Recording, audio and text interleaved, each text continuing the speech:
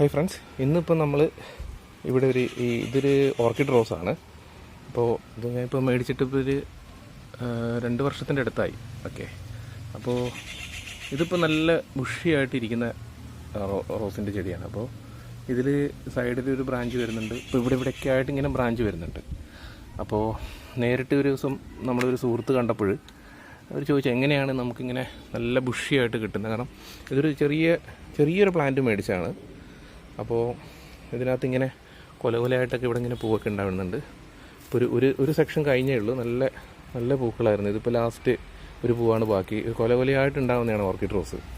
അപ്പോൾ ഇങ്ങനെ ബുഷായിട്ട് മെയിൻറ്റെയിൻ ചെയ്യാൻ പറ്റും എന്ന് ചോദിച്ചായിരുന്നു. കണ്ടോ, ഇവിടെ ഇതൊക്കെ കരിഞ്ഞു പോയി ഇപ്പോൾ. അപ്പോൾ ഇതിപ്പം പ്രൂൺ ചെയ്യാറായി. അപ്പോൾ ഞാനിപ്പോൾ ഒരു വീഡിയോ ആയിട്ട് ചെയ്യാം എന്നുള്ള രീതിയിലാണ് അന്ന് പ്രൂൺ ചെയ്യാണ്ട് വെച്ചത്. അപ്പോൾ ഇതിനെ എങ്ങനെ പ്രൂൺ ചെയ്യാം, ഇങ്ങനെ ബുഷിയായിട്ട് പ്ലാന്റ് കിട്ടണമെങ്കിൽ നമ്മൾ നല്ല രീതിക്ക് പ്രൂൺ ചെയ്ത് കൊടുക്കണം. ഓക്കെ, അപ്പോൾ അതിനെങ്ങനെ പ്രൂൺ ചെയ്തെടുക്കാം, പിന്നെ അതിനെങ്ങനെ ബാക്കിയുള്ള വളങ്ങളും കാര്യങ്ങളും എന്തൊക്കെയാണെന്ന് ഇപ്പോൾ ഈ ഓർക്കിഡ് റോസിൻ്റെ ഇത് വെച്ചിട്ട് ഞാൻ പറയാം. അപ്പോൾ ഇതാണ് സെപ്പറേറ്റ്ലി പ്ലാന്റ്. അപ്പോൾ ഞാനിതൊരു 14 ഇഞ്ചിൻ്റെ ചട്ടിയിലാണ് വെച്ചിരിക്കുന്നത്. കാരണം പ്ലാന്റ് അത്യാവശ്യം നല്ല വലിപ്പം വരുന്ന സ്ഥിതിക്ക് അങ്ങനെ വെക്കുകയാണ്. ഇവിടെ ഇപ്പോൾ നോക്കിയാൽ തന്നെ ഇവിടെ ഒരു കൊല വന്നിട്ടുണ്ട്, നല്ല ബുഷിയായി. ഇവിടെ ഇപ്പം ഇവിടേക്ക് ഒരു കൊല വന്നിട്ടുണ്ട്. ഇതെല്ലാം കഴിഞ്ഞു. അപ്പോൾ ഞാനിത് കട്ട് ചെയ്യാണ്ട് വെയിറ്റ് ചെയ്യുന്നത് എന്തിനാ വെച്ചാൽ ഈ ഒരു വീഡിയോ ആയിട്ട് ചെയ്യാമെന്ന് വിചാരിച്ചിട്ടാണ്. ഓക്കെ, അപ്പോൾ ഇവിടെ നല്ലോണം പൂക്കളുണ്ട്. ഇപ്പോൾ ഇത് ബ്രാഞ്ചസ് ആയിട്ട് വന്നിട്ടുണ്ട്. ഇവിടെ നിന്നൊക്കെ നമുക്ക് കാണാം, ഈ നോട്ട്സിൽ നിന്നൊക്കെ ബ്രാഞ്ച് വന്നിട്ടുണ്ട്. മുകളിലേക്ക് കിട്ടി ഞാനിവിടെ കട്ട് ചെയ്ത് കൊടുത്തൊക്കെ കാണാം. അപ്പോൾ നമ്മൾ ചില സമയത്ത് നമ്മൾ ഈ പൂക്കൾ ഉണ്ടായി കഴിയുമ്പോൾ നമുക്ക് ഇത് കട്ട് ചെയ്യാൻ തോന്നില്ല, നല്ല ബുഷിയായിട്ട് നിൽക്കുമ്പോൾ. അപ്പോൾ നമ്മൾ കട്ട് ചെയ്യാണ്ടിരിക്കുമ്പോഴാണ് ഇത് പ്രശ്നം വരുന്നത്. അപ്പോൾ ഞാനിപ്പോൾ ഇത്രയും വെയിറ്റ് ചെയ്തുകൊണ്ട് തന്നെ അവിടെ ഇവിടെ നിന്നൊക്കെ ആയിട്ട് അതിൻ്റെ സൈഡിൽ നിന്ന് മുകളങ്ങളൊക്കെ പൊട്ടി വന്നിട്ടുണ്ട്. അപ്പോൾ നല്ല രീതിക്ക് നമുക്കത് കട്ട് ചെയ്ത് കൊടുത്താൽ നല്ല ബുഷിയായിട്ടിരിക്കും. അതാണ് അതിൻ്റെ മെയിൻ കാര്യം. അപ്പോൾ അത് ഞാൻ എങ്ങനെയാണെന്ന് കാണിക്കാം. അപ്പോൾ ഇതിൽ ഫസ്റ്റ് ബ്രാഞ്ച് എന്നുള്ള രീതിയിൽ ഞാൻ ഈ ബ്രാഞ്ച് എടുക്കാം. അപ്പോൾ ഈ ബ്രാഞ്ചിൽ നിങ്ങൾക്ക് നോക്കിയാൽ കാണാൻ പറ്റും ഇത്രയും പൂക്കളുണ്ട്. അപ്പോൾ അതിൽ നമ്മൾ കട്ട് ചെയ്യേണ്ട സ്ഥലം ഏതെന്ന് വെച്ചാൽ ചില കണ്ടീഷനിൽ നമ്മളിത് ഇവിടുന്ന് കട്ട് ചെയ്യുമോ ബാക്കിയുള്ള ബ്രാഞ്ച് കളയേണ്ടെന്ന്. പക്ഷേ അതിൻ്റെ വിഷയം എന്താണെന്ന് വെച്ചാൽ കണ്ടോ, സ്വാഭാവികമായിട്ടും ഇവിടെ ഇങ്ങനെ ഒടിഞ്ഞിരിക്കും. അപ്പോൾ നമ്മൾ ഇവിടുന്ന് കട്ട് ചെയ്താലും അതൊരു ബുഷി കണ്ടീഷനിൽ വരില്ല, ഇവിടെ പിന്നെയും വളഞ്ഞിരിക്കും. അപ്പോൾ പ്ലാന്റിന് മൊത്തത്തിലൊരു വളവ് വരും അതിന്. അപ്പോൾ നമ്മൾ ചെയ്യേണ്ടത് എന്താണെന്ന് വെച്ചാൽ ഇവിടുന്ന് ബ്രാഞ്ച് വരുന്ന സൈഡിൽ നിന്ന് ഇത്ര ഭാഗം എടുക്കുക. അതായത് ഇത്രയും ലെങ്ത്തിൽ തന്നെ അത് കട്ട് ചെയ്തിട്ട് നമ്മൾ ഈ ഭാഗത്താണ് അത് കട്ട് ചെയ്ത് കളയേണ്ടത്. ഇങ്ങനെ അപ്പോൾ ഇത്രയും ലെങ്ത്തിൽ തന്നെ പോയിട്ടുണ്ട്. പക്ഷേ അവിടെ പുതിയ മുകളങ്ങൾ വരുമ്പോൾ നമുക്കത് നല്ല ബുഷിയായിട്ട് പ്ലാന്റ് കിട്ടും. അപ്പോൾ ഇവിടെ നോക്കാം, ഇത് ഞാൻ കഴിഞ്ഞ ദിവസം വെറുതെ ഇത് വന്നപ്പോൾ സമയത്ത് കട്ട് ചെയ്തത്. പക്ഷേ അതൊരു വൃത്തിയില്ലാണ്ട് നിൽക്കുന്നത്. അപ്പോൾ അതിനെയും കൂടെ ഞാനിപ്പം കട്ട് ചെയ്ത് കൊടുക്കുന്നുണ്ട്. നമുക്ക് കാണാം, ഈ പോർഷനും കൂടെ ഞാൻ കട്ട് ചെയ്ത് മാറ്റുന്നുണ്ട്. അപ്പോൾ മൊത്തത്തിൽ നോക്കിയാൽ മനസ്സിലായി ഇതിപ്പം പുതിയൊരിത് വന്നതാണ്. അപ്പോൾ പുതിയ ഒരു പൂ ഉണ്ടായി കഴിഞ്ഞുകൊണ്ട് തന്നെ ഇവിടെ നമുക്ക് കാണാൻ പറ്റും. കണ്ടോ, ഇവിടെ നമുക്ക് നോക്കിയാൽ അറിയാം, ഈ ഭാഗത്ത് ഇവിടെ ചെറിയൊരു പുതിയ ഇത് വരുന്നുണ്ട്. അതുകൊണ്ട് അതിൻ്റെ തൊട്ട് മേളിൽ നിന്ന് അത് വരുന്നുണ്ടെങ്കിൽ അതിൻ്റെ തൊട്ട് മേളിൽ നിന്ന് നമ്മൾ കട്ട് ചെയ്യുക. അപ്പോൾ അവിടെ ഒരു ബുഷിങ് ഏരിയ. പിന്നെ ഇത് ഇവിടെ ഞാൻ മുമ്പ് ഇതുപോലെ കട്ട് ചെയ്ത് മാറ്റിയാണ്. അത് നല്ലതല്ലാത്തതുകൊണ്ട് നമ്മൾ നല്ല രീതിയിൽ പ്രൂൺ ചെയ്യുക.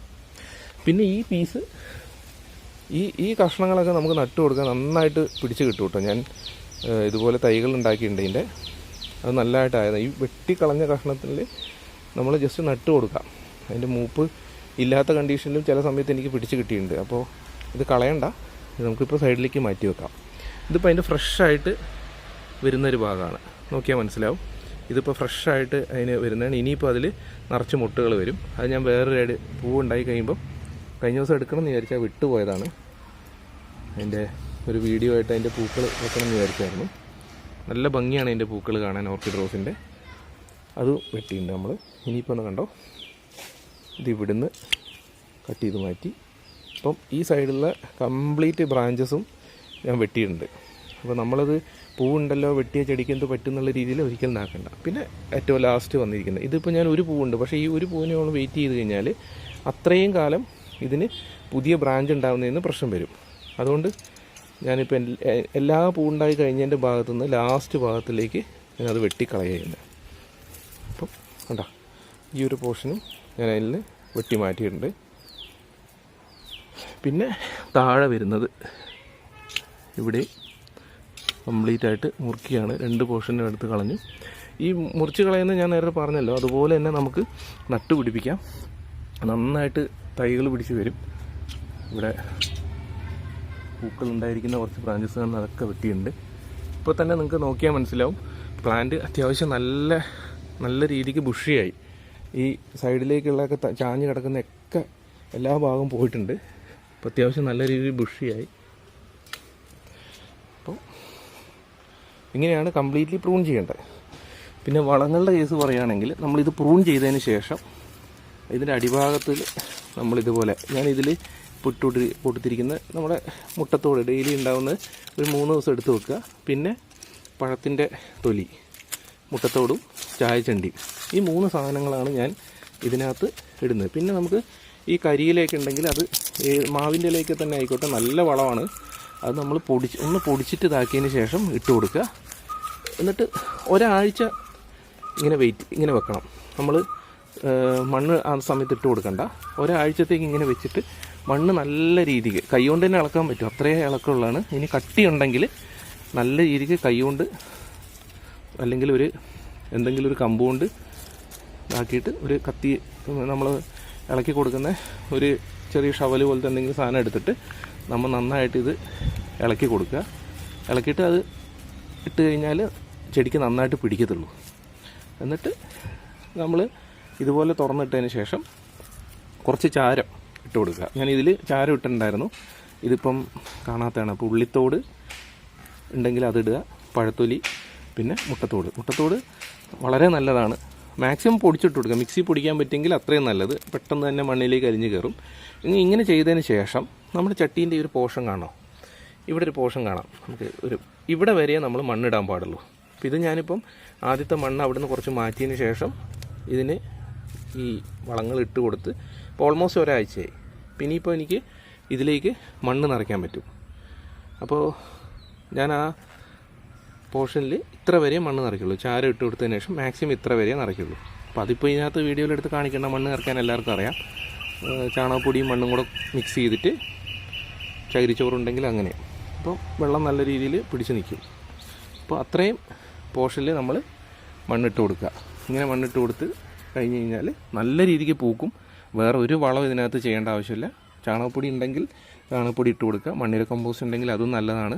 മണ്ണിര കമ്പോസ്റ്റ് പൂക്കളുണ്ടാകാൻ നല്ല വളമാണ്. പിന്നെ ഇത് പൂക്കളുണ്ടാവാൻ ചെയ്യാൻ പറ്റിയ വളം എന്താണെന്ന് വെച്ച് കഴിഞ്ഞാൽ നമ്മൾ ഇതിന് വേപ്പിൻ പിണ്ണാക്കും കടലപ്പിണ്ണാക്കും കൂടെ വെള്ളത്തിലിട്ട് വെക്കുക. ഇപ്പം 10 ലിറ്റർ വെള്ളത്തിൽ 1/2 കിലോ വേപ്പിൻ പിണ്ണാക്ക് കടലപ്പിണ്ണാക്ക് ചേർത്ത് വെള്ളത്തിലിട്ട് പുളിപ്പിച്ചതിന് ശേഷം 3 ദിവസം പുളിപ്പിക്കുക. അതിനുശേഷം 10 ഇരട്ടി വെള്ളം ചേർക്കുക. അതായത് നമ്മളിപ്പം 1 മഗ്ഗാണ് എടുക്കുന്നതെങ്കിൽ അതിന് 10 മഗ്ഗ് വെള്ളം ചേർത്ത് കൊടുക്കുക. എന്നിട്ട് ഇതിലേക്ക് മരട്ടിലേക്ക് ഒഴിച്ചു കൊടുക്കുക. റോസിനാകുമ്പോൾ നമ്മൾ സ്പ്രേ ചെയ്യേണ്ട ആവശ്യമില്ല. ഇതിലേക്ക് ഒഴിച്ചു കൊടുത്താൽ നന്നായിട്ട് പൂക്കും. ഞാനങ്ങനെ ആ വളം ഞാൻ കൂടുതൽ ചെയ്യാറില്ല. നിങ്ങൾക്ക് ഇതിൽ സാധാരണ രീതിയിൽ നമ്മൾ ഈ ഇടുന്ന വളത്തിലൊന്നും നിങ്ങൾക്ക് ശരിയാവുന്നില്ല എന്നുണ്ടെങ്കിൽ നിങ്ങൾക്ക് ഈ വളം കൂടെ ഇട്ട് കൊടുക്കാം. നല്ല രീതിയിൽ പൂക്കളുണ്ടാവും. അപ്പോൾ എല്ലാവർക്കും വീഡിയോ ഇഷ്ടപ്പെട്ടു എന്ന് വിചാരിക്കുന്നു, എല്ലാം മനസ്സിലായി എന്ന് വിചാരിക്കുന്നു. നിങ്ങൾക്ക് ഡൗട്ട്സ് ഉണ്ടെങ്കിൽ നിങ്ങൾക്ക് കമൻറ്റ് ബോക്സിൽ ചോദിക്കാവുന്നതാണ്, ഞാൻ പറഞ്ഞു തരാവുന്നതാണ്. പിന്നെ പുതിയ ആൾക്കാരാണ് കാണുന്നതെങ്കിൽ, വീഡിയോ കാണുന്നതെങ്കിൽ സബ്സ്ക്രൈബ് ചെയ്യുക. ഞാൻ പ്ലാന്റ്സ് റിലേറ്റഡ് ഒരുപാട് വീഡിയോസ് ഇനി മുന്നോട്ടും ചെയ്യുന്നുണ്ട്. ക്രാഫ്റ്റ്സും പ്ലാന്റ്സാണ് എൻ്റെ മെയിൻ ഇത് ചെയ്യുന്ന വീഡിയോസ്. ഓക്കെ, അപ്പോൾ താങ്ക് യു. എല്ലാവരും കമൻറ്റ് ബോക്സിൽ കമൻറ്റ് ചെയ്യുക, സംശയങ്ങളുടെ ചോദിക്കുക. Okay, thank you friends.